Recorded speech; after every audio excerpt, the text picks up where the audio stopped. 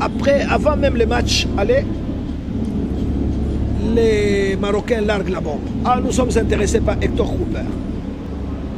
Ah, si on se qualifie, on ira à la Coupe du Monde avec Hector Cooper. Ça a circulé. Certains médias ont interrogé Hector Cooper. Ah, je ne suis pas au courant. Oh, moi, je ne sais pas. Vous vous imaginez, ça tombe comme ça, comme un cheveu. Un adversaire, curieusement, aujourd'hui s'intéresse à Hector Cooper. Où est-ce qu'ils étaient tous ces temps-là? Le match important pour la qualification pour aller à la Coupe du Monde jumelée, Corée du Sud, Japon. Les Congolais ont vendu le match. Je ne cache pas, je dis, je répète ça à longueur de journée. Quand moi j'ai vu les classements, j'ai dit ça y est, aujourd'hui on va prendre 3. Les gars qui étaient avec moi, j'ai dit, ce soir on aura 3 ou 4. Parce que je connais la valeur des joueurs. J'ai dit, attention, commencez avec Ben Malako. Parce que c'est un joueur qui est respecté, il est craint au Maroc et dans les Maghreb là-bas. Oui, c'est psychologique. Et dans les Maghreb, tout le monde connaît Cédric Bakambu. Il n'est pas opérationnel, je suis désolé. Cédric Bakambu a fait 8 matchs. Il a participé à tous les matchs, sans aucun but. C'est un avant-centre. Maintenant, j'apprends dans les réseaux. Au niveau de la fédération, je ne peux pas encore vérifier. Il me dit démission. Nous lui avons demandé de partir. Peut-être qu'il vient, il enfonce une porte ouverte. Nous étions tous les 3 quarts des Congolais, déjà au Maroc, qui disaient qu'ils partent. Congolais solo. Oui. Moi, personnellement, j'avais la conviction que si on ne gère pas bien les 2 derniers matchs, on ne va pas passer. Parce que je connais l'équipe du Maroc. J'étais au Cameroun pendant la CAN. J'ai essayé de suivre les 5 éventuels adversaires de la RDC parce que tous étaient là. J'ai vu comment les équipes se sont produites. J'étais là les jours du tirage au sort. Et quand on est tombé sur le Maroc, j'ai échangé avec des amis, avec beaucoup d'amis, qui avaient attiré mon attention en me disant « Attention, votre match risque de se jouer et sur le terrain et en dehors du terrain. » Cela voulait dire qu'il fallait prendre toutes les précautions possibles. Nous sommes revenus au pays, nous avons transmis toutes ces informations à qui des droits, aux organes techniques. Maintenant, chacun, à partir de son cahier de charges, devait tirer toutes les conséquences et s'organiser dans ce sens-là. Mais apparemment, j'ai vu que les gens, tête en l'air, ils n'ont pas pris l'organisation très au sérieux. Et c'est comme ça qu'à l'issue du match aller, je me suis dit que ça y est, la RDC vient de rater sa qualification à la Coupe du Monde parce qu'en fait, la qualification devait se jouer le 25 au stade de Martyrs. C'était là. Il fallait miser tous les efforts sur le match de Kinshasa et nous déplacer en toute sérénité, mais ça n'a pas été fait. Et ça ne m'étonne pas du tout, cette élimination. Énormément. Vous savez, moi, j'ai sorti tous mes schémas. Depuis le premier match qu'on avait joué contre la Tanzanie, là, on avait commencé, on a joué en 4-2-4 à Lumumbashi. Ce match-là, RDC-Tanzanie, Tisserand avait joué. Marcel Tisserand, avec son brassard de capitaine. Et après, nous avons joué le 2e match à Cotonou contre le Bénin. Et là, on a fait match nul. On était en 4-2-4 et Tisserand, Marcel a été reconduit. Je sais pourquoi je parle de Tisserand, parce que vous verrez qu'on va y revenir vers la fin. Et après, nous sommes allés en Tanzanie, vous connaissez un très bon résultat. 3-0, nous tous, on était contents. Toujours le 4-2-4. Après, nous allons rencontrer Madagascar. Là, il a changé un tout petit peu. Il a mis les 4-3-3. Et nous avons battu Madagascar par 2-0. Et au niveau de la défense, il a commencé un peu à apporter des changements. Parce que là, avant, on avait Ngonda, Tisserand, Luindama, Moukoko. Après, Gonda, parfois Maswaku et Kilali. Et après, on va se déplacer à Madagascar. Là, on perd le match par 1-0. À ce moment-là, déjà, Tisserand disparaît. Et nous allons jouer notre dernier match avant le Maroc. L'avant-dernier match contre le Bénin. Et nous allons battre le Bénin par 2-0. Tisserand disparaît. Mais maintenant, on arrive à l'étape du Maroc. C'était ça. les 2 matchs de barrage. Les coachs pour le match de Kinshasa. J'ai les 2 schémas ici. RDC Maroc 1-1. On a joué en 4-4-2. Donc 4 défenseurs, 4 milieux de terrain et 2 attaquants. C'est comme ça qu'on avait commencé les matchs. Avec Cédric Bakambu et Mbokani à l'attaque. Maintenant, on va au Maroc. Curieusement, c'est là où les hicks commencent. Monsieur Hector Cooper, curieusement, il chambarde les schémas et il nous met un schéma de 3-4-3. Donc il a sacrifié la défense. Il met 3 défenseurs. Tisserand revient, qui est en baisse de performance, même au niveau de son équipe. Beaucoup d'inquiétudes même au niveau de son équipe. On dit Mitterrand, Tisserand, les gens se posent des questions. Et il va l'aligner. Il aligne Louis Ndama, qui présente beaucoup de faiblesses et beaucoup de lacunes, tout le monde le sait. Et moi j'avais peur. Je me disais, comme on a le VAR, et comme on va jouer au Maroc, soit on attire l'attention de Louis Ndama pour éviter de provoquer le penalty ou les balles arrêtées aux abords de la surface de réparation, soit alors on ne l'aligne pas. Il commence avec une autre structure. Mais curieusement, c'est Louis Ndama qui arrive. Et Louis Ndama fait 2 passes aux Marocains. Vous imaginez. Après, nous avons Beba qui était là. Et il met Tisserand à droite. Comme latéral. On n'a jamais vu Mitterrand à droite. Quand moi j'ai vu les classements, j'ai dit ça y est, aujourd'hui on va prendre 3. Des gars qui étaient avec moi, j'ai dit ce soir on aura 3 ou 4. Parce que je connais la valeur des joueurs marocains. Je les ai vus jouer, je suis les révolutions, tout ça. Et qu'est-ce que Vaïd a fait à Kinshasa, au stade de Martyr? Il a étudié le système congolais. Il a laissé les titulaires, les 2 titulaires, qui sont venus bouleverser pour l'égalisation. Ils étaient sur le banc. Il ne les a pas fait monter, ils n'ont pas commencé le match. À ce moment-là, il avait un Nesri, qui est buteur habituel, qui avait commencé le match à Kinshasa. Il avait Ryan, qui avait commencé le match à Kinshasa. Mais Tariq Tissoudali, qui marquera, était sur le banc. Et El Kabi, rappelez-vous, le meilleur buteur au Chan 2018, organisé au Maroc et gagné par les Marocains, c'est El Kabi qui termine meilleur buteur. Et il a terminé meilleur joueur lors du 2e Chan en 2020 parce que c'est le Maroc qui gagne. Nous étions tous au Cameroun, on a vu. Donc ces 2 garçons étaient tranquillement sur le banc. Voilà un entraîneur stratège. Et quand il a vu que la fin du match approchait, il a changé. Et il a apporté les changements. Vous avez vu avec quelle fougue les 2 sont rentrés. Et en un mouvement, 5 minutes après les rentrées, les 2, ils se connaissent tellement bien, ils ont combiné. Et El Kabi a dévié de la tête. Et les arrières congolais, à gauche, étaient très très loin. Revoyez les images, les gens disaient hors-jeu, il n'y avait pas hors-jeu. Ils étaient restés très loin. Parce que Bakambu venait de perdre la balle de match. Il allait marquer, mais il n'a pas marqué. Les Marocains sont repartis à grande vitesse. Et ils ont combiné à 1-2, ils ont marqué le but. Maintenant, on arrive au Maroc. Vaïd Ali Logic, sachant qu'il a besoin de céder, il a reconduit son équipe de Kinshasa en mettant les 2 titulaires au départ. Nous avons reçu des informations de la part des amis, de la part même des amis marocains.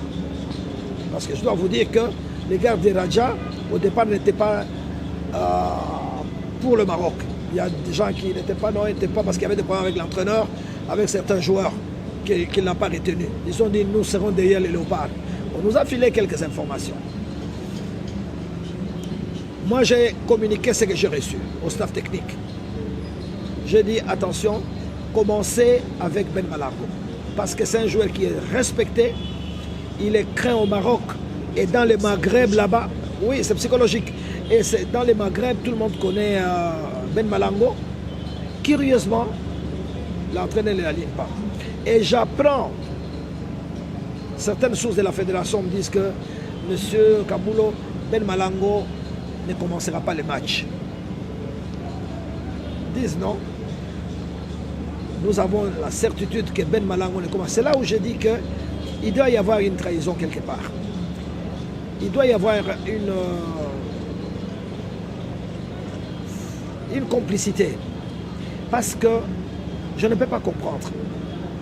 Un joueur comme Ben Malango, qui joue très très bien, qu'on n'aligne pas, et Mbokani dira à la fin du match qu'il est déçu parce que le coach a fait son choix, mais il y a des très très bons joueurs qui sont restés sur les bancs.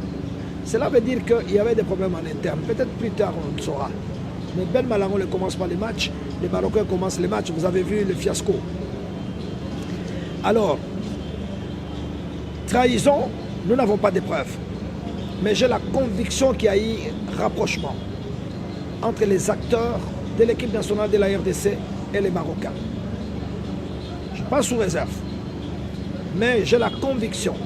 Je me rappelle en 2002, nous avons joué contre la Tunisie.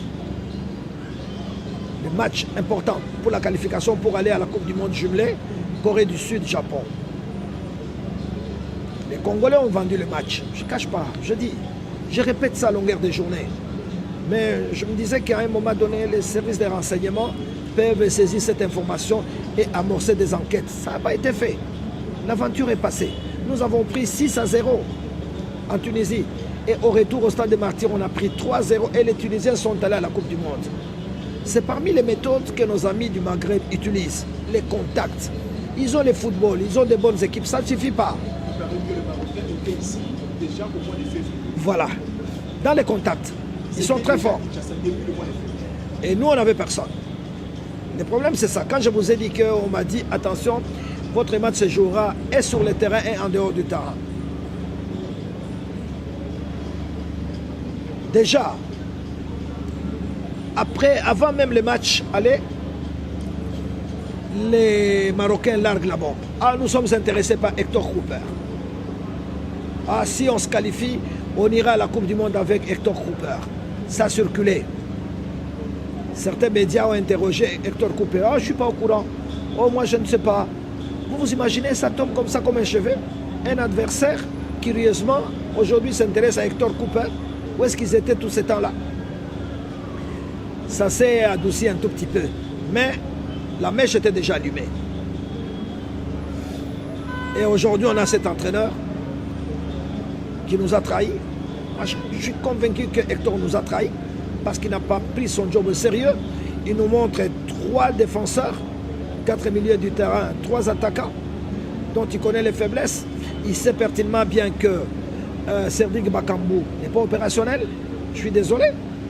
Cédric Bakambu a fait 8 matchs. Il a participé à tous les matchs sans aucun but. C'est un avant-centre. Il a eu un passé glorieux, c'est un buteur, mais il est en panne depuis qu'il est rentré de ce championnat de Chine. C'est ça. Même un entraîneur stagiaire aurait pu commencer avec Ben Malango. Mais curieusement, lui, non. Il nous met quelqu'un qui n'est pas performant, qui est en baisse de forme. Même Sampaoli, l'entraîneur de l'Olympique de Marseille, c'est lui qui est en train de gérer Bakambu. Il lui donne combien? 5 minutes, 10 minutes, à part les matchs que l'Olympique a livrés à Metz. C'était tout là, il a fait commencer. Mais il ne nous donne pas plus de 20 minutes. Il les gère comme ça. Et toi, un entraîneur professionnel, payé par un pays comme la République démocratique du Congo, tu vas nous remettre un élément comme ça dans le terrain, en sachant qu'il n'est pas performant. Ça veut dire qu'il y a quelque chose. C'est là où j'ai la conviction qu'il y a eu des rapprochements.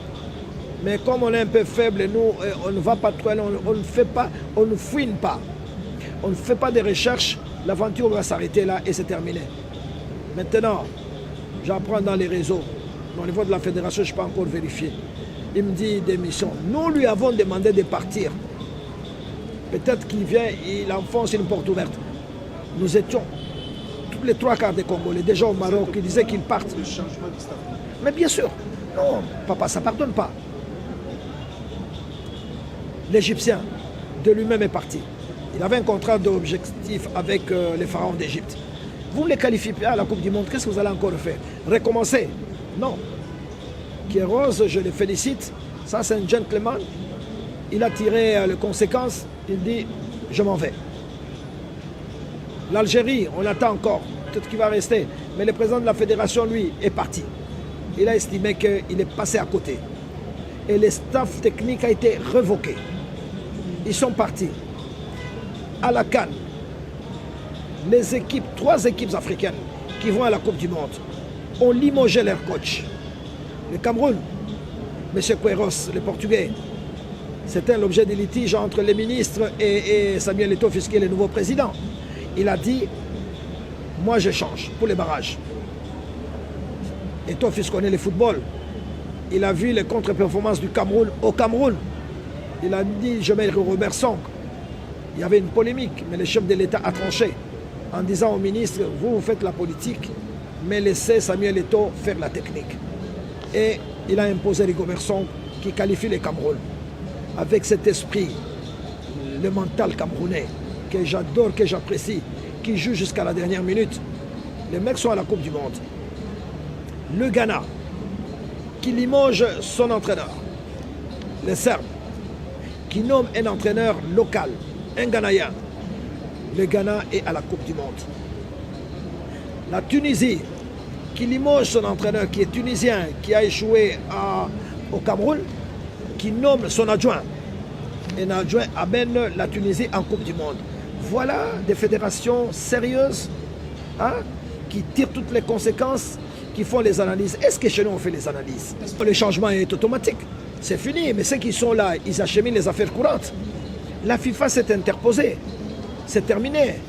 Ceux qui sont là, ils sont en train d'acheminer les affaires courantes, comme on dit. Ils ont déjà fini. Au mois de décembre, ils ont fini leur mandat. Maintenant, nous sommes au niveau de la rédaction des textes. Parce que les textes que M. Omar nous a laissés, c'est catastrophique. C'était des textes taillés sur mesure. Donc ces messieurs pouvaient rester à la fédération autant d'années. Comme si c'était un patrimoine familial. Non, c'est du football. Ça doit évoluer. Heureusement, il y a eu beaucoup de plaintes à plusieurs reprises. Moi, c'était ma cheval de bataille. Je disais, on doit changer de texte. Je suis dans ma 38e année à la RTNC. J'avais constaté qu'il y avait des failles au niveau de texte statutaire et qu'il fallait le changer, il fallait ouvrir. Il y a beaucoup d'intelligence dans notre pays. Il y a des experts de football, ils sont nombreux. Au niveau même des médias, il y a beaucoup. Mais on a fermé les robinets. C'était une clique d'amis qui faisaient ce qu'ils voulaient. Vous voyez les conséquences maintenant. Vous voyez l'héritage qu'on nous laisse maintenant. C'est un lourd héritage. Donc il faudrait beaucoup de temps pour revenir au sommet. La FDC était respectée partout en Afrique. Quand on disait les léopards, c'est tout le monde qui tremblait. Même les Camerounais tremblaient.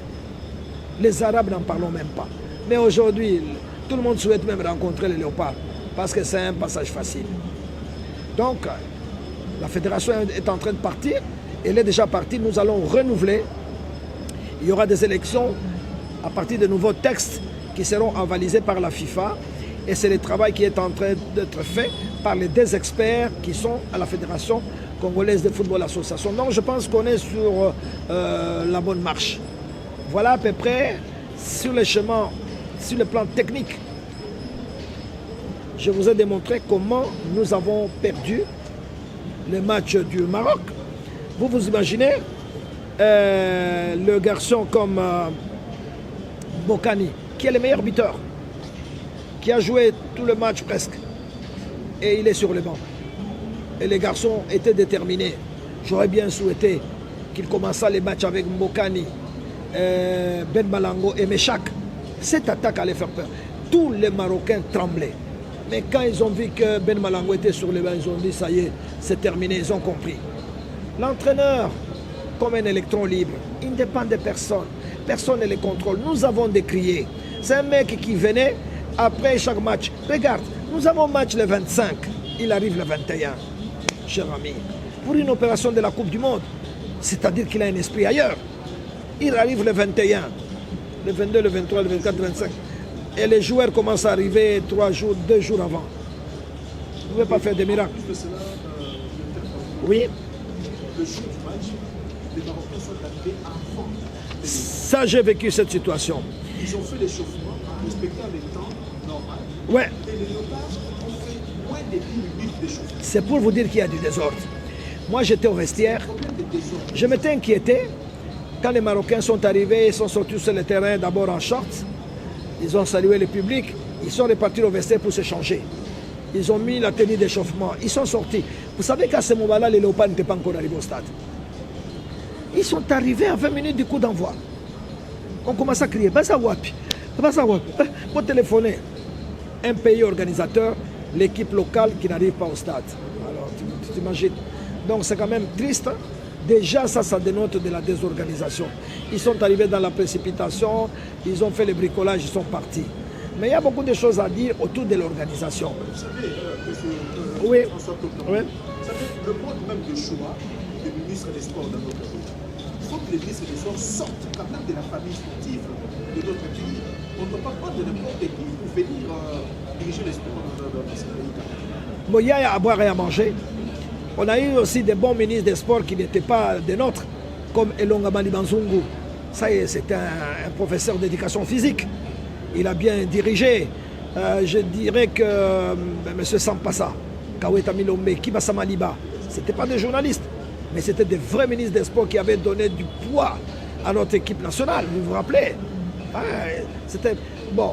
Mais maintenant, il faut quand même qu'on mette du sérieux. Là, pour cette compétition, le ministre des Sports, Serge Condé, il s'est accaparé de tout. Il a fait tout seul. Tout seul. Il n'a pas pris contact. Je me suis dit toujours. Il n'a pas approché les acteurs principaux de notre football. Il ne les a pas approchés. Il n'a pas approché les dirigeants des clubs qui sont indispensables parce que ce sont eux qui donnent des joueurs à l'équipe nationale. Vous vous rappelez, on a décidé les problèmes des primes. 20 000 $ avant, 20 000 $ après. Qu'est-ce qu'un ministre, un vrai ministre des Sports fait quoi? Il consulte des personnalités comme Moïse Katumbi. Mettons la politique de côté. C'est un président tout fait de Mazembe. Moïse Katumbi est habitué à donner des primes aux joueurs de Mazembe, vous le savez.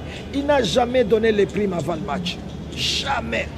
Il dit aux joueurs 500 000 $ de primes. Après le match, si vous gagnez, vous allez vous partager. Si vous perdez, c'est la moitié. Et si vous faites match nul, c'est la moitié. Et si vous perdez, moi j'ai vu plusieurs fois des joueurs de Mazembe repartir de la résidence de Moïse sans un rond parce qu'ils venaient de perdre un match. Mais c'est comme ça que ça se fait. Mais sinon, on a donné de l'argent aux joueurs. Et les joueurs, ça a été même l'une des causes de la déconcentration. À Casablanca, quand ils sont allés s'entraîner, à 2 reprises, on a raccourci les entraînements. Parce que l'esprit était l'argent qu'ils avaient laissé dans le sac. Oh, on a hôtel. Oh, Tozongambango. Vous vous imaginez? Tu as une opération Coupe du Monde, tu as dans la tête l'argent. Donc même les touristes professionnels qui sont venus, ils ont touché l'argent de la République sans avoir joué et avec l'élimination comme s'ils sont récompensés. Vous avez votre fils d'État qui présente les examens d'État. Vous allez lui acheter la moto comme cadeau avant les résultats? Non, un parent sérieux, il attend. Il dit, mon fils, tu attends. Dès qu'on publie les résultats, s'il a réussi, papa, voici ta moto comme cadeau. Et sinon, on donne 40 000 $ aux joueurs qui n'ont pas joué, qui n'ont aucun résultat. C'est catastrophique. Là, le ministre Condé a failli. Il aurait pu consulter des gens comme Moïse Katumbi, comme Général Tango Fort. Le club a joué plusieurs fois les matchs d'Afrique et il donnait des primes. Il n'avait jamais donné de primes avant. Ça, c'est une défaillance. Les autres structures qui encadrent les supporters n'ont pas été consultées. Moi, j'avais plaidé pour qu'on donne un minimum de budget à ces gens-là qui s'organisent, acheter des tam-tams et mobiliser. Ça n'a pas été fait. On les a ignorés. Les staffs techniques, les anciens entraîneurs, est-ce qu'ils ont été motivés? Non. On a donné l'argent aux musiciens. Ce n'est pas une mauvaise chose. Ils ont fait la chanson. Mais ils ont été plus privilégiés que les acteurs.